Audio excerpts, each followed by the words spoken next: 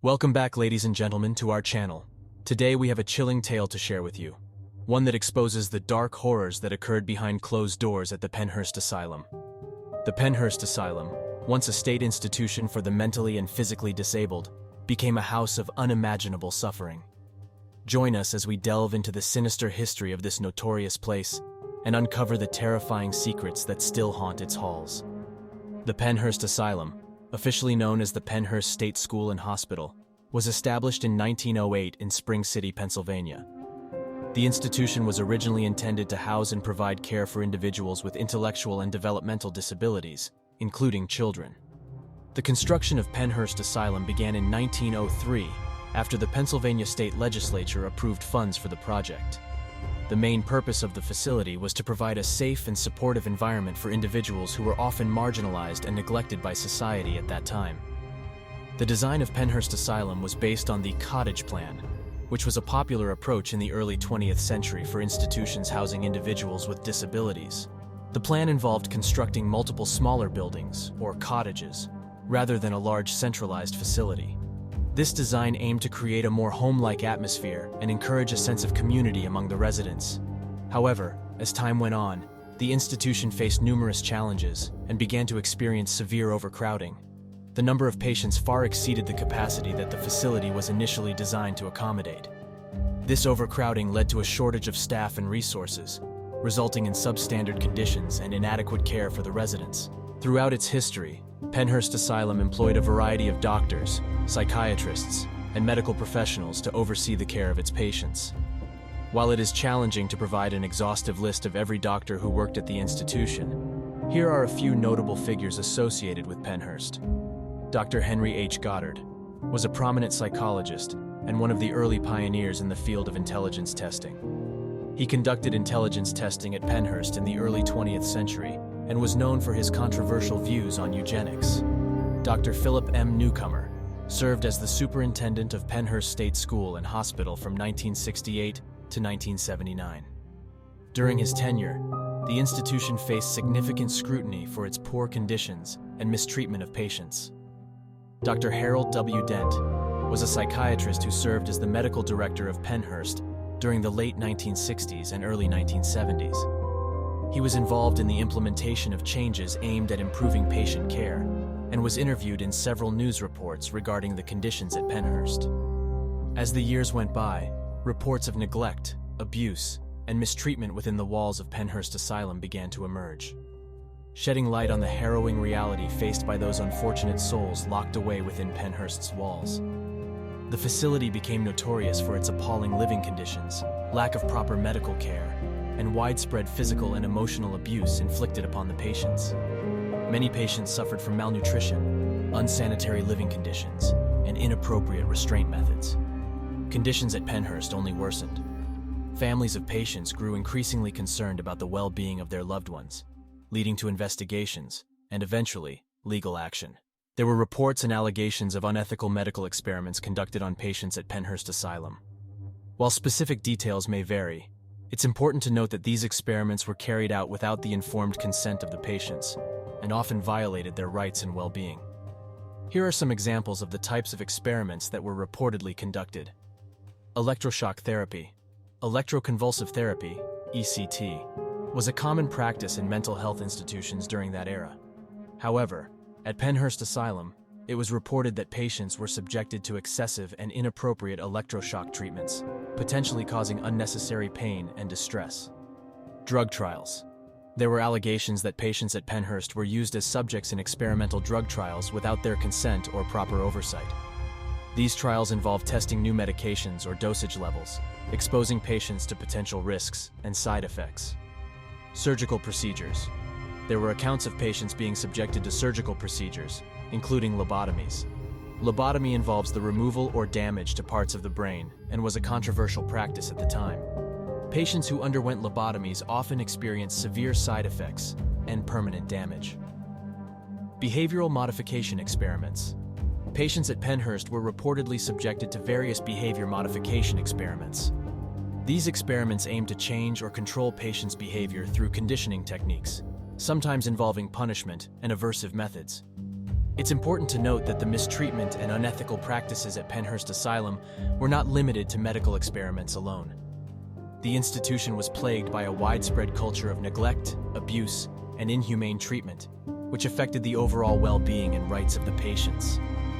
The stories of these experiments and the suffering endured by the patients at Pennhurst Asylum highlight the need for ethical standards, informed consent, and respect for human rights in medical research and treatment practices. The precise number of deaths and the circumstances surrounding them may not be fully known, as accurate records were not consistently maintained or accessible during the asylum's operation. Additionally, due to the historical context and the challenges in tracking individual cases, some deaths may not have been officially recorded or reported. It is important to recognize that the high mortality rate at Pennhurst Asylum reflects the systemic failures and human rights violations that were prevalent within the institution. The closure of Pennhurst and subsequent legal actions aim to address these issues and improve the quality of care for individuals with disabilities in society. In the 1960s and 1970s, the mistreatment of patients at Pennhurst Asylum gained significant public attention. Investigative journalists and advocates exposed the deplorable conditions and abusive practices occurring within the institution. This led to legal actions and a class action lawsuit filed on behalf of the patients, known as Halderman v. Pennhurst State School and Hospital. While there were no particularly famous individuals who were patients at Pennhurst Asylum, there were some notable cases and individuals associated with the institution. Here are a few examples.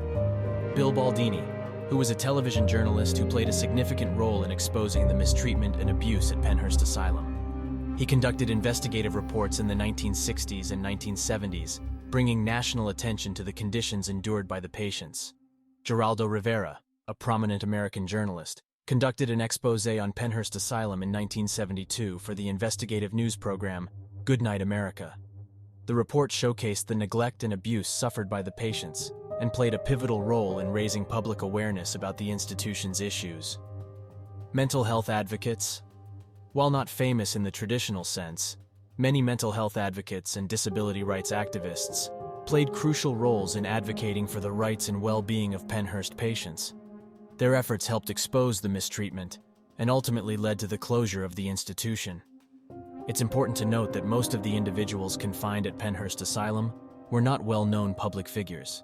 They were individuals with intellectual and developmental disabilities who were often marginalized and neglected by society.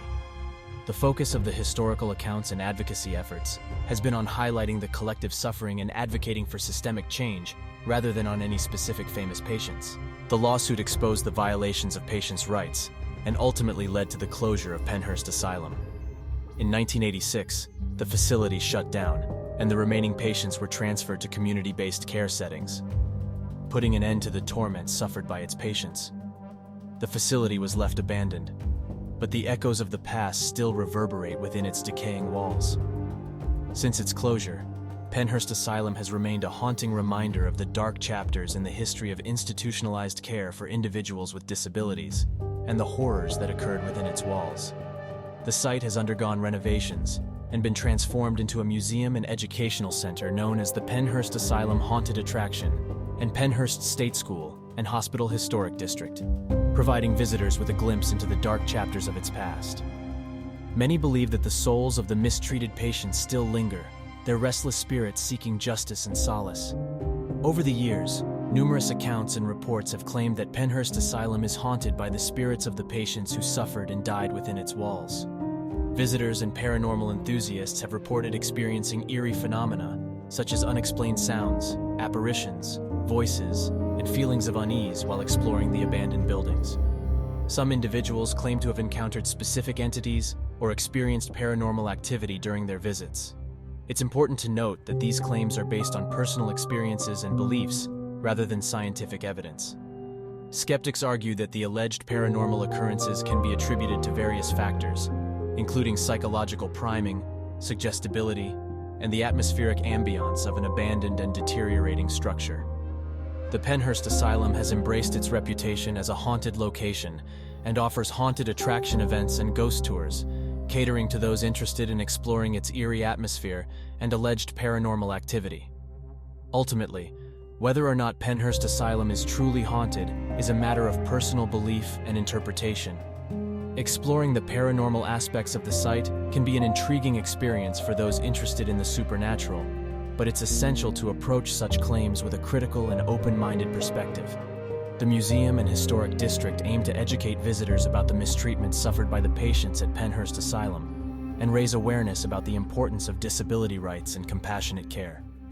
It's crucial to remember the past so that we can learn from it and ensure that such atrocities are never repeated. The closure of Pennhurst Asylum marked a turning point in the treatment of the mentally and physically disabled, prompting a re-evaluation of our society's approach to care and support. By educating ourselves and raising awareness about the horrors of the past, we can work towards a future where every individual, regardless of their abilities, is treated with compassion, dignity, and respect. Today, the Pennhurst Asylum serves as a chilling reminder of the past and the need for continuous progress in how society approaches the care and inclusion of individuals with disabilities. As we conclude our exploration of the dark horrors that occurred behind closed doors at Pennhurst Asylum, let us remember the victims and strive to create a world where their suffering was not in vain. May their stories serve as a reminder of the importance of empathy and justice. Thank you for joining us on this chilling journey into the depths of Pennhurst Asylum's history. If you found this video informative or thought-provoking, please give it a thumbs up and share it with others. And remember, never forget the dark chapters of our past, for only then can we pave the way for a brighter future. Until next time, stay curious, stay aware, and stay haunted by knowledge. Goodbye.